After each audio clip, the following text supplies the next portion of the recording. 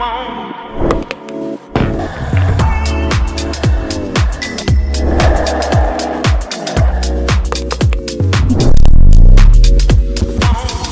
Students, நம்ம இப்போ இந்த வீடியோவில் என்ன பார்க்க போகிறோம் அப்படின்னா கைனமெட்டிக்ஸ் அப்படின்ற ஃபிசிக்ஸில் இருக்கக்கூடிய ஒரு முக்கியமான ஒரு கான்செப்டை நம்ம பார்க்க போகிறோம்.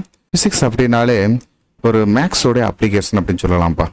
மேத்தமெட்டிக்ஸ் அப்படின்றது ஃபிசிக்ஸை புரிஞ்சிக்கிறதுக்கான ஒரு லாங்குவேஜ்ப்பா. ஃபிசிக்ஸோடைய லாங்குவேஜே என்ன அப்படின்னு கேட்டோம்னா மேக்ஸ் அப்படின்னு தான் சொல்லணும். இந்த மேக்ஸும் எக்ஸ்பெரிமெண்ட்டும் ரெண்டும் ஃபிசிக்ஸுக்கு ஒரு பில்லராக இருக்குப்பா. இந்த மேக்ஸ் இல்லாமல் ஃபிசிக்ஸை நம்ம புரிஞ்சுக்கிறது ரொம்ப ரொம்ப கஷ்டமான ஒரு விஷயம். வெறும் எக்ஸ்பெரிமெண்ட்டை வச்சு ஃபிசிக்ஸை நம்மளால் என்ன செய்ய முடியாதுன்னா டயக்னைஸ் பண்ணவும் முடியாதுப்பா.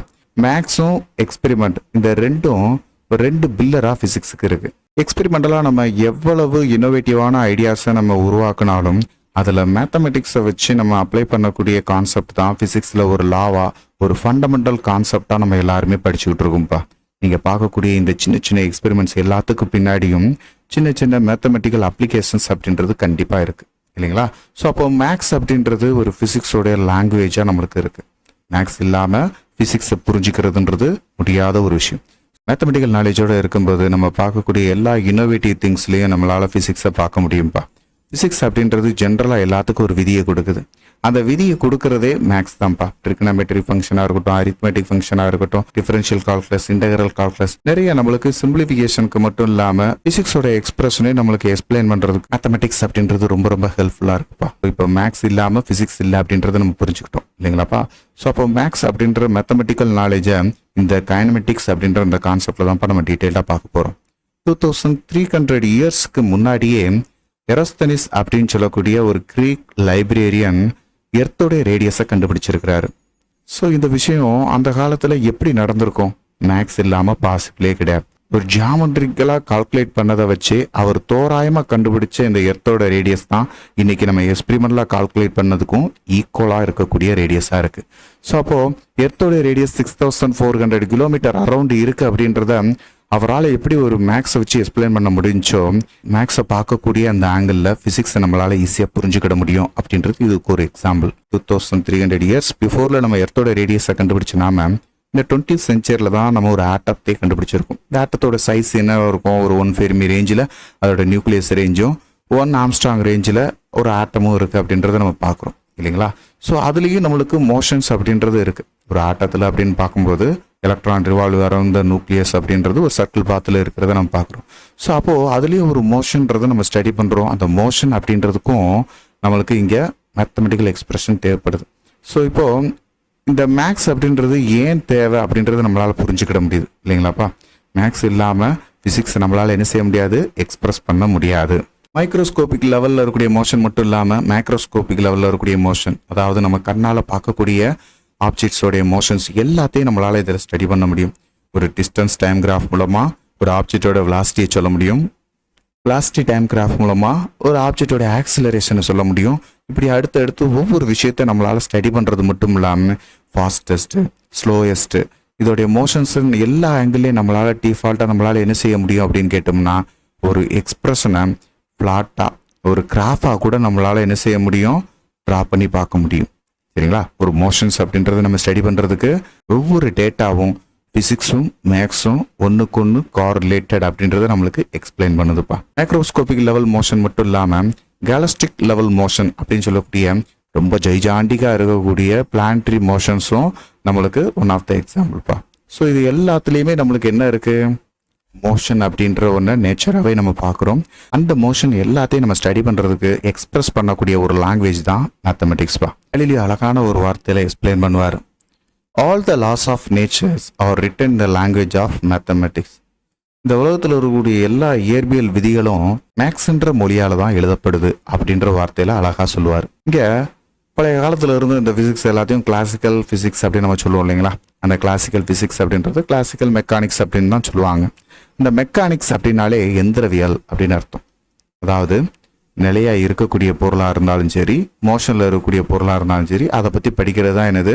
இந்த மெக்கானிக்ஸ். ஸ்டாட்டிக்ஸ் அப்படின்றது ரெஸ்ட்டில் இருக்கக்கூடிய ஆப்ஜெக்டை பற்றி படிக்கிறதுப்பா. அதே இது டைனமிக்ஸ் அப்படின்றது மோஷனில் இருக்கக்கூடிய ஆப்ஜெக்டை பற்றி படிக்கிறது. இந்த டைனமிக்ஸ் அப்படின்றதுலேயே 2 பிரான்ச் இருக்குது. ஒன்று கைனமெட்டிக்ஸ், இன்னொன்று கைனெட்டிக்ஸ். இந்த கைனமெட்டிக்ஸ் அப்படின்றதுல வித்தவுட் ஃபோர்ஸ், ஃபோர்ஸை பற்றி நம்ம படிக்க போகிறதே கிடையாது. எல்லா மோஷன்லையும் ஃபோர்ஸ் இருக்குது அப்படின்னு சொல்லினா அரிஸ்டாட்டிலோடைய கதையை கலீலியோ என்ன செஞ்சிருப்பாரு, எல்லா மோஷனுக்கும் ஃபோர்ஸ் காரணமாக இருக்கணும்னு அவசியம் கிடையாது அப்படின்னு எக்ஸ்பிளைன் பண்ணியிருப்பாரு இல்லைங்களாப்பா. ஸோ அந்த கதை எல்லாத்தையும் நம்ம என்ன செய்ய போகிறோம், இனிமேல் தான் ஃபர்தராக பார்க்க போகிறோம். அதெல்லாம் கைனடிக்ஸ் அப்படின்ற கான்செப்டில் படிப்போம். இங்கே வித் கன்சிடர் த ஃபோர்ஸை வச்சு நம்ம எக்ஸ்பிளைன் பண்ணக்கூடிய மோஷனை கைனடிக்ஸ் அப்படின்னு நம்ம படிப்போம். இப்போ நம்ம இங்கே பார்க்கக்கூடிய இந்த கைனமெட்டிக்ஸ் அப்படின்றதுல வித்தவுட் ஃபோர்ஸ் இல்லாமல் ஒரு டிஸ்பிளேஸ்மெண்ட், வெலாசிட்டி, ஆக்சிலரேஷன் இது எல்லாத்தையும் ஃப்ளாட்டாக அதோடைய ஸ்டேட்மெண்ட்டோட தெரிஞ்சுக்கிறது மட்டும் இல்லாமல் அதோடைய ரொம்ப ஃபண்டமெண்டலாக பேசிக் கான்செப்ட், அதோடைய ஃபிசிக்கல் லா அப்படின்றத நம்ம தெளிவாக தெரிஞ்சுக்கிறது மூலமாக எல்லா இடத்துலையும் அதை எப்படியெல்லாம் பயன்படுத்தணும், அதை எப்படியெல்லாம் நம்ம கால்குலேட் பண்ணலாம், ஒரு லீனியர் மோஷனுக்கு எப்படி இருக்கும், ஒரு சர்க்குலர் மோஷனுக்கு எப்படி இருக்கும்ன்றதெல்லாம் நம்ம பார்க்க போகிறோம். So the basic mathematics is needed to express the impact of physical principles and their governing loss.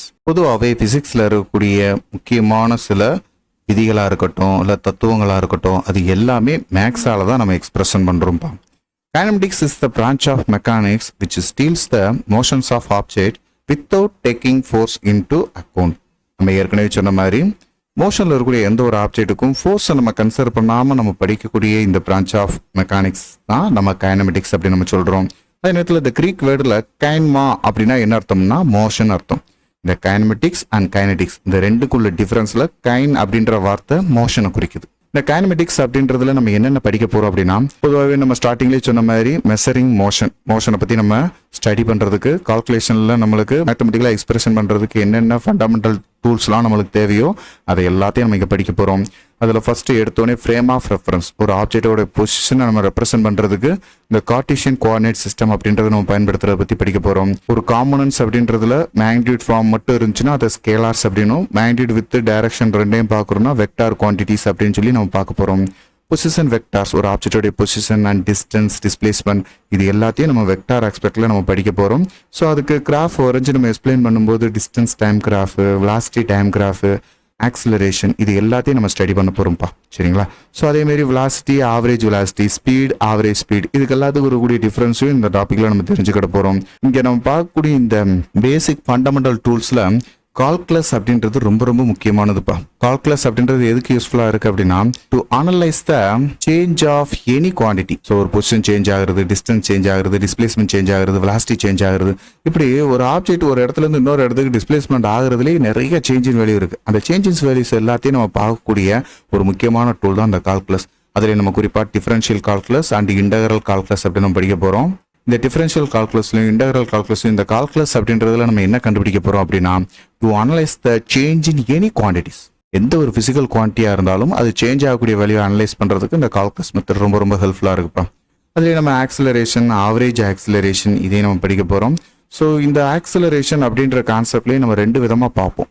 ஒன்று லீனியர் மோஷனுக்கான acceleration, another one is the circular மோஷனுக்கான ஆக்சிலரேஷன். ஸோ அப்படி பார்க்கக்கூடிய இந்த சர்க்குலர் மோஷனுக்கான ஈக்குவேஷன்ஸ், அதாவது கைனமெட்டிக் ஈக்குவேஷன்ஸ் அப்படின்றது தனியாக இருக்குது. அதேமாரி லீனியர் மோஷனுக்கு ஆக்சிலரேட் ஆகிறதுக்கு கைனமெட்டிக் ஈக்குவேஷன்ஸ் தனியாக நம்ம படிக்க போகிறோம்ப்பா. அதே சர்க்குலர் மோஷனில் uniform circular motion, non uniform circular motion, ஒரு லீனியர் மோஷன் அப்படின்னு பார்க்கும்போது ஒரு பிளேன் மோஷனில் ப்ரொஜெக்டைல் மோஷனை பற்றி நம்ம ஸ்டடி பண்ண போகிறோம். மோஷனில் இருக்கக்கூடிய ஆப்ஜெக்ட்ஸை பற்றி படிக்கக்கூடிய எல்லா இடத்துலையும் என்னென்ன கான்செப்ட்லாம் நம்ம அப்ளை பண்ணுமோ அதை எல்லாத்தையும் ஒரு மேத்தமெட்டிக்கல் எக்ஸ்பிரஷனாக நம்ம இங்கே சால்வ் பண்ணி பார்ப்போம்ப்பா. ஸோ இங்கே நம்ம பார்க்கக்கூடிய இந்த டெரிவேஷன்ஸ் தான் நம்ம ஒவ்வொரு இடத்துலையும் ஒவ்வொரு கைண்ட் ஆஃப் ஆஸ்பெக்டில் நம்ம என்ன செய்ய போகிறோம், பயன்படுத்த போகிறோம். நம்ம ஒவ்வொரு டாப்பிக்கிலும் ஒவ்வொரு ஃபிசிக்கல் குவான்டிட்டிஸை நம்ம பார்க்க போகிறோம். அந்த ஃபிசிக்கல் குவான்டிட்டிஸோட அப்ளிகேஷன்ஸ் ஃபுல்லாமே இங்கே நம்ம பார்க்கக்கூடிய இந்த கைனமெட்டிக்ஸில் நம்ம ஃபாலோ பண்ணக்கூடிய இதே மெத்தடில் தான் நம்ம சால்வ் பண்ண போகிறோம்ப்பா. இந்த வீடியோ உங்கள் எல்லாருக்கும் பயனுள்ளதாக இருக்கும்னு நான் நம்புகிறேன்.